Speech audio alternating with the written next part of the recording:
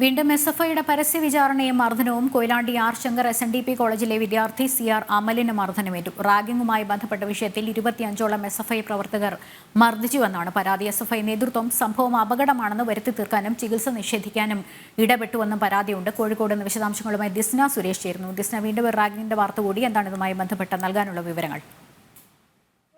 Koyilandy Kollam R Shankar memorial SNDP യോഗം arts and science കോളേജിലെ BSc chemistry 2ാം വർഷ വിദ്യാർത്ഥി CR അമലിനാണ് ഇത്തരത്തിൽ SFIയുടെ ഒരു കൊടും ക്രൂരതയ്ക്ക് ഇരയായത്.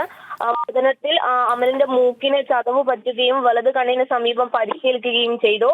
കൂട്ടുകാർക്കൊപ്പം ആശുപത്രിയിൽ ചികിത്സ തേടിയപ്പോൾ അവിടെ എത്തിയ SFI പ്രവർത്തകർ സംഭവം നടന്നതാണെന്ന് വരുത്തി തീർക്കുകയായിരുന്നു. മതിയായ ചികിത്സ നിഷേധിച്ചതായും അമൽ ഇപ്പോൾ ആരോപിക്കുന്നുണ്ട്. കോളേജിൽ നടന്ന റാഗിങ്ങിന് പിന്നിൽ അമലാണ് എന്ന് ആരോപിച്ചായിരുന്നു ഇത്തരത്തിൽ SFI പ്രവർത്തകർ ക്രൂരമായി അമലിനെ മർദ്ദിച്ചത് എന്നാണ് അമലിന്റെ ആരോപണം.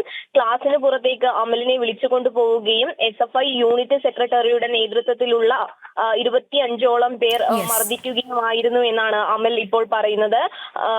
മൂക്കിൽ നിന്നും ചോരയൊലിച്ചിട്ടും കരഞ്ഞ് അപേക്ഷിച്ചിട്ടും ഒന്നും ഇത്തരത്തിൽ ഈ മർദ്ദനം നിർത്തുവാൻ തയ്യാറായിരുന്നില്ല. കൊയിലാണ്ടി ആർ ശങ്കർ SNDP കോളേജിലെ വിദ്യാർത്ഥിക്കും SFI പ്രവർത്തകരുടെ പരസ്യ വിചാരണയും മർദ്ദനവും ഏറ്റവും എന്നുള്ള വാർത്തയാണ് പുറത്തുവരുന്നത്. ദിസ്നയാണ് വിവരങ്ങൾ നൽകിക്കൊണ്ടിരുന്നത്.